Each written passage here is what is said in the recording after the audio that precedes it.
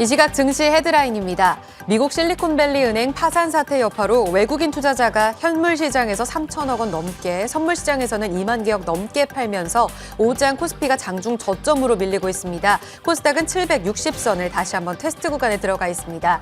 미국 S&P 500 선물이 소폭 상승함에도 불구하고 아시아 장내 홍콩 항생지수와 중국 상해종합지수도 동반 하락입니다.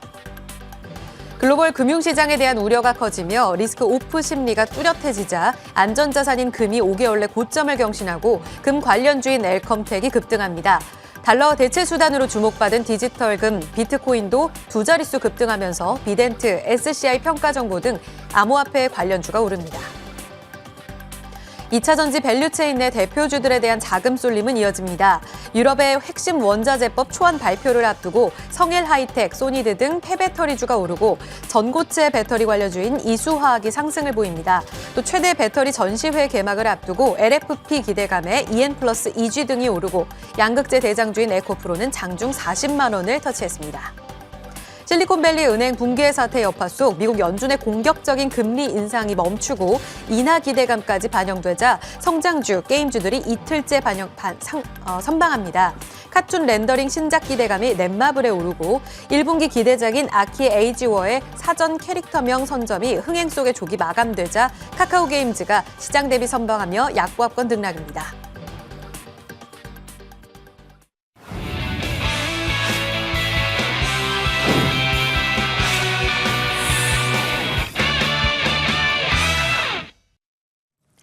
통찰력과 감각을 지닌 시장 프로들은 오늘 같은 장 어느 쪽에 주목했을까요? 두 분과 함께 이야기 풀어가 보겠습니다. 리워드홀딩스 김성훈 이사, HB투자그룹 손여로 팀장 모셨습니다. 안녕하세요. 안녕하십니까? 안녕하십니까? 시장 프로의 시선이 머문 첫 번째 흐름부터 점검하겠습니다. 오늘 시장 많이 밀립니다. 이 안에서 시장 긴급 진단에 대한 이야기 좀 나눠봐야 될 것 같은데요. 퍼스트 리퍼블릭까지 흔들거립니다. 실리콘밸리 소재 은행들이 다 같이 흔들리면서 제2의 SVB 사태가 또 한 번 이뤄지지 않을까, 리먼 사태가 또 재현된다라는 이야기까지 확산되고 있습니다. 시장 분위기 바로 확인해 보죠. 시장이 좀 답을 해주는 게 아닐까 싶습니다. 김성훈 이사님, 어제는 선방하더니 오늘은 미선물이 오름에도 불구하고 이렇게 아시아장이 흔들립니다. 이런 분위기 속에 일단은 외국인 쪽에서 현선물 시장 너무 공격적으로 팔고 있거든요. 이 흐름을 어떻게 해석해야 된다고 보세요? 네, 일단은 외국인들의 선물 매도는 좀 방향에 대한 베팅보다는 해치성 베팅이라고 보시는 게 맞을 것 같습니다. 일단은 올해 외국인들이 약 6조 8천억 정도를 우리나라에 순매수를 해주는 상황이기 때문에 일단 뭐 공격적인 어떤 현물 매도가 나온다라고 보기는 좀 어려울 것 같고요. 일단은 당분간 노이즈가 좀 발생한 것에 대비한 해치성 매도라고 여러분들이 해석을 하시면 될 것 같고, 이것이 시스템 리스크로 전이가 되느냐 안 되느냐에 대해서 우리가 좀 궁금해할 수밖에 없는데, 일단 환율의 흐름을 놓고 본다라면은 환율이 그렇게 막 그 변동성을 크게 보이는 듯한 모습을 보여주지는 않고 있는 상황이고요. 코인 시장, 특히 시스템 리스크라면 이제 코인 시장이 오히려 더 크게 흔들릴 수밖에 없는데, 코인 시장은 뭐 명분은 있습니다. 뭐 은행이 흔들리니까 이제 탈중앙을 외치고 있는 코인 시장으로 자금이 흘러 들어가는 것 아니냐라는 그런 명분을 얘기하지만 그것보다는 역시나 일단은 뭐 시스템 리스크의 어떤 전이 가능성이 낮다라고 보는 것이 맞을 것 같고요. 또 하나, 리먼 당시에는 모기지 채권을 중심으로 해서 파생에 즉 다시 말해서 끝없는 레버리지에 대한 어떤 그런 부분들이 문제가 된 건 아니겠습니까? 그런데 이번에는 레버리지에 대한 부분들이 상당히 낮기 때문에 결국은 시스템 리스크로 전이될 가능성은 상당히 낮다라고 보는 것이 맞을 것 같습니다. 하지만 일단은 지금 뭐 미국 시장, 선물 시장, 미국 나스닥 선물, S&P 선물이 올라가고 있음에도 불구하고 우리 시장을 비롯한 아시아 시장의 하락의 경우에는 결국은 심리의 문제인 것 같습니다. 오늘 밤에 나올 CPI였던 결과, 그리고 3월 말에 있을 FOMC에서 금리가 결정이 될지, 지금 심지어 인하에 대한 얘기도 나오고 있는 상황인데요. 그리고 어떤 여러 가지 변수들이 혼재해 있는 상황이기 때문에 심리에 의한 어느 정도 투매의 가능성이 또 높지 않나 이렇게 보고 있기 때문에, 글쎄요, 지금 상황에서 물론 많이 올라갔었던 종목들의 경우에는 당연히 차익 실현 관점으로 접근을 하시는 게 맞겠지만 최근에 한 해 내내 흘러내렸던 섹터들의 경우에는 특히나 뭐 대표적으로 IT 반도체라고 봐야 되겠죠. 이런 섹터를 들고 계신 분들의 경우에는 굳이 오늘 시장 하락한다고 해서 리스크 관리청에서 굳이 매도에 동참할 필요가 있나? 이런 의문이 듭니다. 그래서 지금 같은 경우에는 주도주 섹터의 교체 과정에서 나오는 하나의 어떤 좀 노이즈라고 보시는 게 맞지 않을까 이렇게 보고 있습니다. 김성훈 이사님은 일단 전이 가능성이 낮다고 보셨습니다. 시스템 리스크로 확산될 가능성은 낮다. 그런 가운데 간밤에 미국장도 선방을 했지만 유럽장이 많이 무너진 이유 중에 하나가 은행주들이 연쇄적으로 좀 밀리는 그런 모습이었잖아요. 국내장에서도 마찬가지인데 크레디트 스위스 파산 이야기까지 나오면서 정말 중소형 은행이 아니라 유럽에 있는 큰 은행들까지 흔들리는 이런 가능성이 좀 점쳐지고 있습니다. 손유로 팀장님도 전이 될 가능성 낮다고 보세요? 아니면 조금 더 위험성 높게 보세요? 네, 우선 저는 좀 전이 될 가능성이 좀 낮다라고 보고 있고요. 이제 시청자분도 아시겠지만 제가 뭐 경력이 어느 정도 되겠습니까? 저도 사실 뭐 리먼 브라더스까지도 경험 못했고 저는 브렉시트 이후로 좀 진행을 했었는데 어떤 이제 여기 자막에도 이제 잘 준비가 되어 있는 게 크레디트 스위스가 어떤 결산 보고서를 미제출한 부분이나 뭐 최대 주주 지분 매각이나 뭐 순손실 났다는 부분들 확인할 수 있지만 감사 보고서나 이런 것들 사실 내부자가 아니고서 알 수가 없거든요. 그렇기 때문에 지금 우리가 봤을 때는 어떤 미래를 예상하고 어떤 좌절하고 포트폴리오를 급격하게 조절하기보다는 앞에서 이사님께서 말씀해 주신 것처럼 뭐 저는 경력도 없고 뭐 경력이 있으신 분들께서 꾸준하게 어떤 관찰했을 때는 크게 전이가 되지 않을 것이다라고 이야기하는 것에 대해서 제가 그냥 뭐 대책 없이 전문가분들께서 이런 전이 리스크 없을 것 같다라고 말씀하셨으니까 뭐 걱정하지 맙시다라고 말씀드리는 게 아니고 어떤 결과를 알더라도 사실상 부정적인 이야기를 입 밖으로 내놓기 힘든 것이 사실 전문가고 네. 저도 어떤 저번에 어떤 곡물 이야기 할 때도 러우 사태가 확전될 것이냐 물론 결과를 안다고 해도 그 결과를 말씀드릴 수 없는 것이 이제 전문가의 삶이기 때문에 어떤 이런 가능성을 열어도 좀 대응 전략 수정해 보는 게 좋을 것 같다고 판단되고 있고요. 저는 좀 짧은 생각이지만 어떤 대형급 은행이 아닌 좀 벤처 캐피탈 위주, 좀 중소형급 은행들은 조금 긴장을 해야 된다라고 판단되고 있고요. 일단 뭐 우리나라 금융 같은 경우는 안정적 실적을 발표하고 있지만 네. 어떤 투심에 의해서 하락하는 부분은 좀 겸허히 좀 받아들이는 데 판단이 되고 있고요. 일단 저는 대형 은행들은 크게 흔들리지 않겠지만 조금 벤처 캐피탈로 자금이 많이 이제 벤처 캐피탈로 자금을 받아서 이제 은행 경영을 하고 있는 좀 은행들 조금 주의 깊게 봐야 된다고 판단되고 있고요. 그들이 결산 보고서를 낼지 실적을 어떻게 발표할지 그 부분은 내부자가 아니고서 알 수 없습니다. 그래서 제가 뭐 오늘 뭐 CPI 발표를 통해서 시장이 반등할 것이다 이렇게 말씀드리기는 어렵겠지만 저는 반등할 가능성은 한 70% 정도 되고 추가적인 리스크는 30% 정도 될 거다라고 판단하고 있고요. 이런 바탕을 통해서 내가 보유하고 있는 자산 중에서 뭐 손실폭이 작거나 수익 중인 부분은 조금 뭐 한 3분의 1이나 4분의 1 정도 꺼내가지고 혹시라도 전문가들이 이야기한 대로 시장이 반등이 나오지 못했을 때는 좀 하방에 베팅할 수 있는 상품을 갖추면서 좀 해치할 수 있는 그 전략을 갖춰보시면 좋을 것 같습니다. 복잡한 좀 셈법이 필요할 것 같아요. 그러면 또 하나를 보겠습니다. 이번에 SVB 사태에 있어서 첫 번째로는 일단 전이 될 것이냐, 두 번째는 연준의 금리 결정에 어느 정도 영향을 줄 것이냐 이 두 가지에 지금 시장이 촉각을 곤두세우고 있는데 김 이사님, FOMC 지금 3월에 50bp 가능성이 지난주만 해도 이렇게 높았었잖아요. 지금 제로까지 낮아졌고 페드워치 보면 25bp가 74% 정도로 치솟은 상황입니다. 물론 동결까지도 이야기 나오잖아요.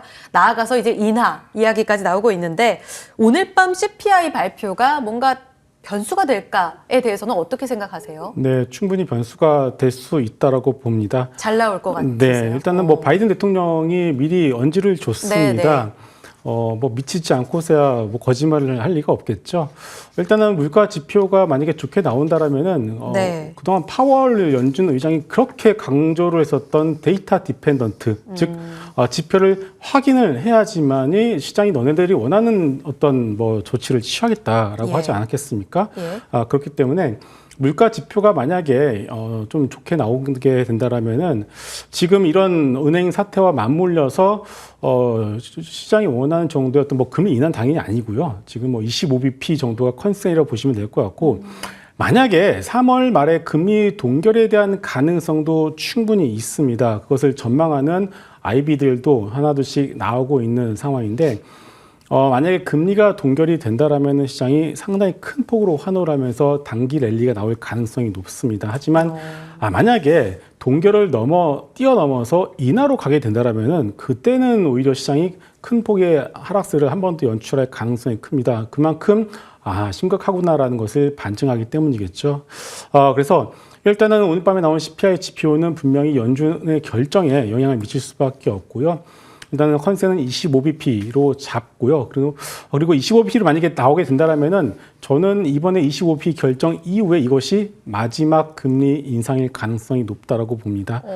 그렇기 때문에 일단은 시장이 우려하는 것만큼의 네. 어떤 뭐 시스템 리스크나 그리고 금리 인상으로 인한 긴축의 어떤 여파들이 결국은 3월 말에서 4월 초 정도면은 일단락 되지 않을까 이렇게 보고 있습니다. 그럼 4.75에서 5%대로 금리가 올라가게 되면 이게 이제 추종 금리일 거다 이렇게 보신다는 거죠? 네, 그렇습니다. 왜냐하면은 5% 이상 올라가게 되면은 미국 정부가 부담해야 될 이자가 너무나 커져버리기 때문에 이 상황에서는 좀 올라가는 것 자체가 좀 부담스럽게 없습니다. 알겠습니다.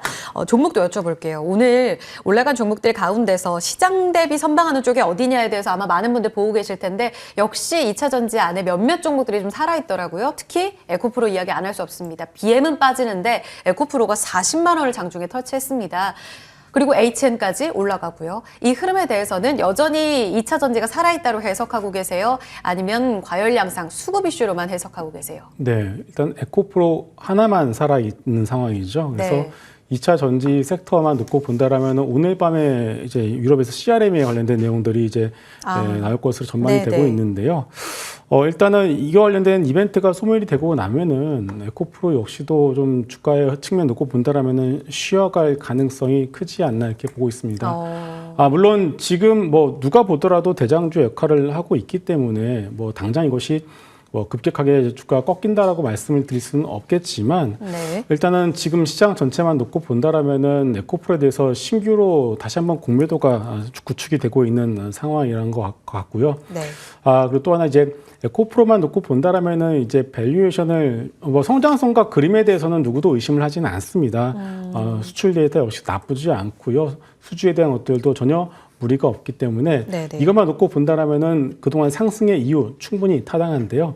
하지만 밸류에이션에 대한 고민이 될 수밖에 없습니다. 워낙에 좀 10년치 이상의 어떤 밸류에이션을 좀 미리 끌어다 쓴 점이 좀 부담스럽기 때문에 이런 것들을 감안했을 때는 에코프로의 경우에도 단기적으로는 여러분들이 매매를 하실 수는 있겠지만은 장기적 관점을 봤을 때는 일단 차익 실현 관점으로 접근하시는 것이 좀 편하지 않나 이렇게 보고 있습니다. 그러니까요. 셀트리온 헬스케어까지 밀어내고 지금 시총 2위까지 올라갔는데 40만 원 터치하고 지금 김 이사님 말씀대로 팔려는 이런 팔자세가 좀 강해지면서 상승폭을 좀 반납하고 있다는 점은 체크해 보셔야 될 것 같아요.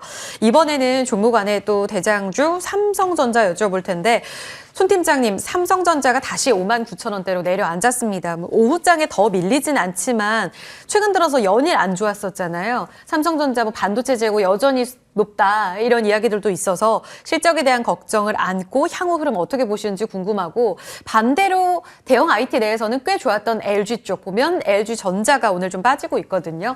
이런 최근 들어 반등을 줬던 쪽은 빠르게 좀 차익 실현하는 움직임까지 나오고 있습니다. 이 두 종목에 대해서는 시장의 흐름에 좀 어떻게 해석을 하시는지 전략적인 측면까지 좀 여쭤볼게요. 네, 우선 저는 단기적으로 삼성전자를 사지 말라고 말씀드린 날은 아마 없을 것 같습니다. 제가 방송하면서 사셔도 되는데 어떤 리스크 관리 방안 어떤 걸 해야 되냐 그 부분을 좀 말씀을 드릴 거고, 전 단기적으로 봤을 때는 좀 LG전자가 조금 더 개인 투자자분들 입장에서는 수익을 내기가 좀 수월할 것이다라고 판단되고 있고요.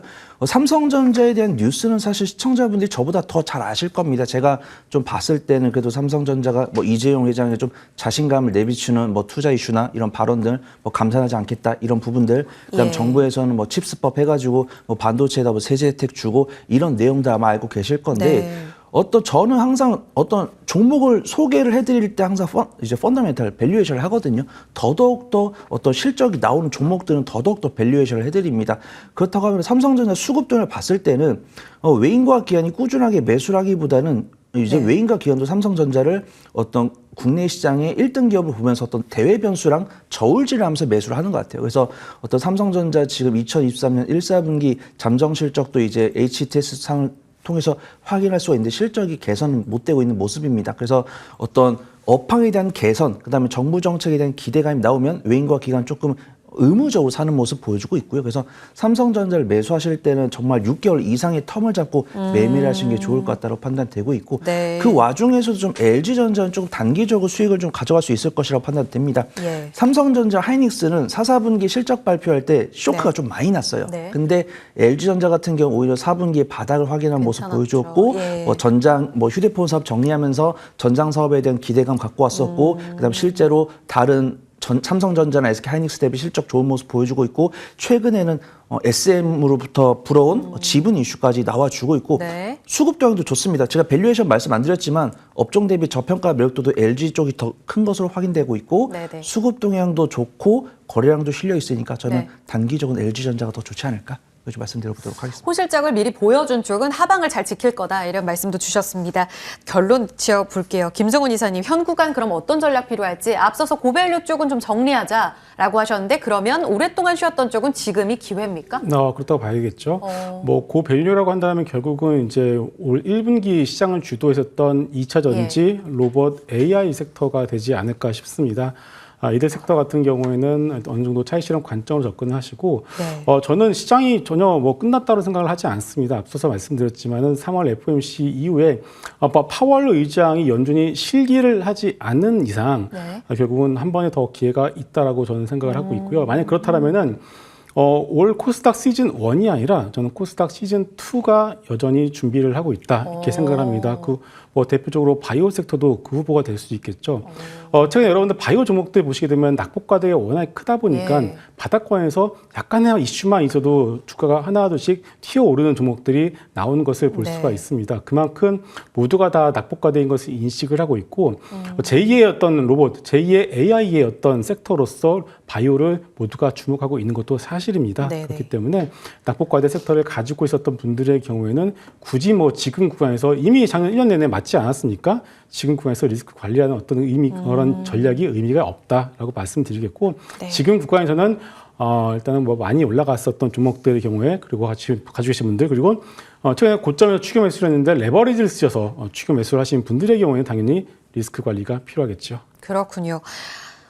낙폭과대 쪽, 그러니까 미리 매를 맞은 쪽에다가 시장 영향까지 더해져서 빠지는 쪽은 오히려 기회가 될 수 있다. 이렇게 말씀하셨습니다. 전략 살펴봤고요. 그럼 두 번째로 넘어가겠습니다. 두 번째, 오늘장 시장 프로들의 시선이 머문 곳으로 넘어가겠습니다. 자, 섹터를 공개해보면, 네. 비트코인 급등에 영향받는 가상화폐 관련주, 게임주도 포함이 되겠죠. 이들 종목들이 오릅니다. SVB 사태에도 불구하고 은행주 급락이 나왔는데 간밤에 가상화폐 쪽으로는 좀 튀어오르는 모습이 나왔습니다. 이 부분에 대한 해석을 좀 여쭤볼게요. 앞서 김성훈 이사님께서 잠깐 또 이야기를 해주셨는데 이쪽 손 팀장님이 주목하신 쪽입니다. 일단은 SVB 사태가 리스크 오프였잖아요. 그러니까 위험자산 다 빠졌습니다. 그런데 비트코인 올랐습니다. 해석에 대해서만 일단 좀 간단하게 여쭤볼까요?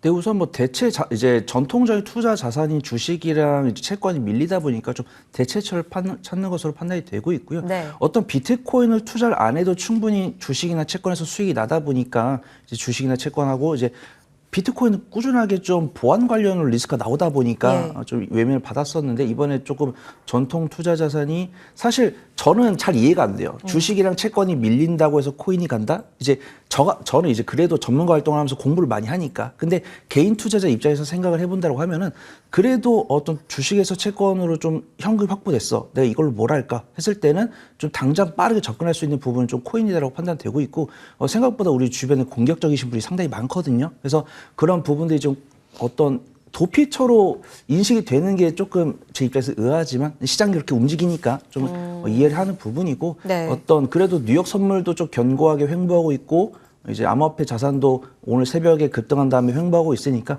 그 이후에 좀 순환매는 좀 당분간 유지되지 않을까 그걸 좀 보고 있습니다.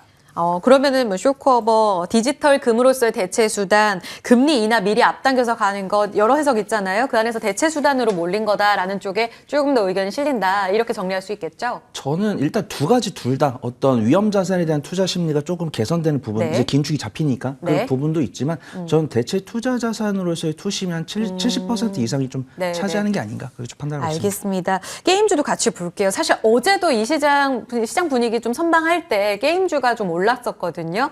근데 오늘도 보면은 순환배 관점에서 봐야 될지 뭐 넷마블도 선방하고요. 카카오 게임즈도 어제 오늘 다 양봉입니다. 이런 흐름의 해석은 어떻게 보세요? 이 비트코인과 연동지어서 보고 계십니까?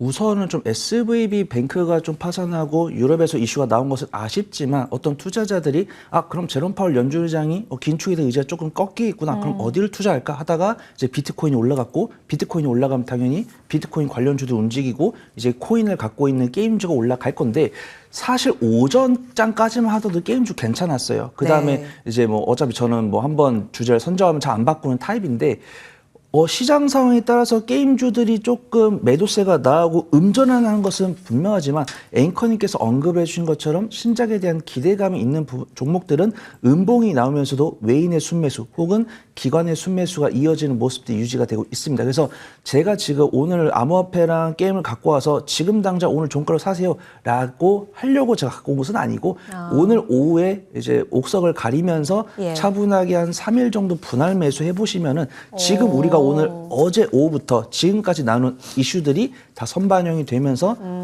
정리를 하면서 이제 다시 반등이 됐을 때는 좀 수익을 가져갈 것 같다.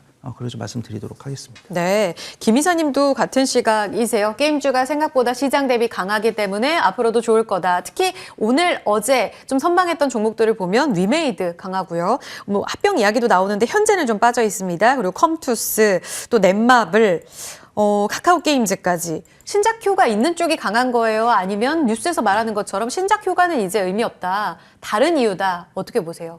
그 코스닥 시가총액 상위 섹터 중에서 2차 전지를 제외하고 우리가 대표적으로 말을 할 수 있는 섹터가 바이오와 또 게임입니다. 대표 성장주로 그렇죠. 봤을 때요. 그리고 바이오와 게임에 또 공통점이 있습니다.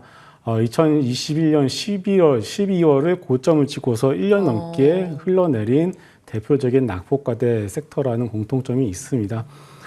그렇다면 앞서 제가 말씀드렸던 전략대로 결국 낙폭과대 섹터 중에서 분명히 저는 코스닥 시즌2가 분명히 나올 수 있다라고 보고 있습니다. 물론, 바이오가 될 수도 있고, 게임도 될 수 있겠지만은, 일단 게임만 먼저 말씀을 드리게 되면은, 그동안 게임에 밀렸었던 이유의 경우에는, 과거에 이제 위메이드로 한번 말씀을 드리게 되면은, 코인 NFT, 위메이드 관련 주식들이 한번 시세를 크게 낸 적이 있었죠. 그 뒤로, 그런 어떤 소위 거품이 꺼지면서 상당히 좀 큰 폭의 주가 하락세 있었는데, 물론 그것뿐만이 아니라, 우리나라 게임 내 어떤 산업의 어떤 변화의 흐름들이 있었습니다. 모바일의 어떤 게임 시대가 지고 있었고, 콘솔을 준비를 하고, 그리고 내수에서 글로벌로 나아가는 그런 변화의 흐름의 어떤 한 가운데 있었기 때문에, 그동안 어떤 회사들의 게임을 보시게 되면은 신작들이 생각보다 많이 안 나왔어요. 결국은 게임 회사들도 준비했었던 신작들의 어떤 게임의 방향성에 따라 좀 이제 많이 바꿀 수밖에 없었던 상황이고, 그렇기 때문에 올해 같은 경우는 상반기보다는 하반기에 대작들이 많이 몰려있다는 특징들을 가지고 있습니다. 그렇다면은 비단 우리가 기대감 가지고서 우리가 게임주를 투자를 해서는 안 되겠지만 낮아진 어떤 밸류션과 낮아진 주가를 미루어 짐작을 해본다라면은 지금 수준에서 소위 하반기에 있는 기대감을 가지고서 게임주에 대한 접근에 대한 어떤 투자 포인트는 나쁘지 않다 이렇게 보고 있습니다. 특히나 위메이드의 경우에는 얼마 전에 상한가를 한번 치고 나서 조정의 흐름이 나오고 있는데 위믹스 같은 코인의 흐름이 상당히 나쁘지가 않고요. 이번 주부터 3월 말까지 여러 가지 이벤트들이 있는 만큼 위메이드 형제들의 경우에도 여러분들 관심 있게 보셔도 나쁘지 않을 것 같습니다. 긍정적인데요. 손 팀장님도 긍정적으로 앞서 보실 수 있다 하셨습니다. 그렇다면 가상화폐와 관련해서 뭐 거래소, 지분 투자하는 비덴트, 또 창투사인 SCI 평가 정보 혹은 게임주까지 연동해서 봤을 때 이런 시장 속에 잠시 좀 기회가 될 수 있는 쪽, 탑픽으로 어느 쪽을 보세요? 네, 우선 이사님께서 위메이드 관련주 좀 긍정적으로 말씀해 주셔서 제가 좀 어깨에 힘이 들어가는데 제가 시청자분들께 소개를 해드릴 종목 위메이드 플레이라는 종목입니다. 그래서 예전에 제가 위메이드 맥스 소개를 해드린 적이 있고요. 어떤 위메이드 관련 종목들이 확실히 좀 실적이 조금 깎였어요. 왜냐하면 어떤 그 시세 차익이 많이 줄었으니까. 근데도 이제 위메이드 맥스 같은 경우는 그래도 연간 실적 흑자가 나오는 종목이기 때문에 좀 긍정적으로 지켜볼 만하다라고 말씀드렸었고, 위메이드 플레이 같은 경우는 저는 좀 순환매를 좀 노리고서 좀 시청자분들께 좀 소개를 드리려고 합니다. 일단 위메이드가 있고 위메이드 맥스가 있고 위메이드 플레이가 있는데 종목들 사실 다 사도 됩니다. 근데 그 안에서도 기대 수익률을 키울 수 있는 종목은 좀 위메이드 플레이다라고 판단되고 있고요. 어떤 가상화폐 가격 상승에 따라서 이제 세 가지 종목들이 가장 크게 상승할 건데 아마 가장 강한 변동성을 보일 수 있는 건 위메이드가 될 듯하고요. 그다음에 미르, 에미, 흥행이 굉장히 되고 있다고 합니다. 그렇다고 하면은 위메이드 맥스가 수혜를 입을 건데 이 위메이드 그룹주를 좀 살펴보신 분들 아시겠지만 조금 변동성이 차이는 있지만 다 갑니다. 그러면은 다 같이 우상향 한다고 하면은 조금 리스크를 줄이면서도 기대 순위를 키울 수 있는 종목을 사야겠죠. 저는 개인적으로 좀 위메이드 플레이다라고 판단되고 있고요. 위메이드나 위메이드 맥스를 부정적으로 말씀드리는 게 아니고 위메이드랑 위메이드 맥스를 보시면은 조금 하방의 영역이 조금 있습니다. 그러니까 이미 단기 상승이 나왔다는 거죠. 그다음에 위메이드 플레이는 그 중에서 조금 저점 부근에 위치하고 있고요. 오늘 사실 무근으로 공시를 했지만 위메이드가 어떤 경영의 개선을 하기 위해서 위메이드 맥스랑 위메이드 플레이의 합병을 좀 고민한다. 이런 뉴스가 나왔다가 사실 무근이라고 발표를 했어요. 제가 좀 경력이 있으신 분들 아시겠지만 그 아니된 굴뚝이 연기가 안 난다고 어떤 재무 가치가 어떤 한쪽에 몰리고 있거나 훼손이 될 때는 어떤 그런 것들 좀 재정비하기 위해서 합병을 합니다. 너무나도 잘 될 때는 어떤 자금 유치를 위해서 분할을 하듯이 어떤 경영 개선을 위해서 합병을 합니다. 그래서 어떤 이런 이슈가 정말 누군가의 뇌피셜에서 나온 게 아니다라고 하면은 결국 좀 다시 한번 더 재가동할 수 있다고 판단되고 있고요. 그럴 때는 위메이드 플레이가 피합병 회사가 될 수 있기 때문에 좀 주가 탄력을 받을 수 있다라고 판단합니다. 그래서 오늘에 한해서는 조금 수급 동향이나 이런 것들이 부정적이지만 좀 다른 종목 대비해서 바닥권에서 매수하신 다음에 어떤 암호화폐에 대한 순환매가 들어오고 거기다 인수합병에 대한 어떤 합병에 대한 이슈가 나온다고 하면은 다른 종목들 대비 좀 기대 수익률을 키울 수 있지 않을까 그런 말씀을 드려보도록 하겠습니다. 제가 매수가는 16,500원 잡아드리고요. 손절가는 15,500원, 목표가는 19,500원 잡고 단기 수익 관점으로 지켜보시면 좋을 것 같습니다. 목표가 19,500원 위메이드 플레이 두 가지 암호화폐와 자회사 합병 이 두 가지 모멘텀과 함께 좀 체크해 보시면 되겠습니다. 관심주까지 들어봤습니다. 프로의 시선 두 분과 함께했습니다. 김성훈 이사, 손여로 팀장 인사드리겠습니다. 두 분 고맙습니다.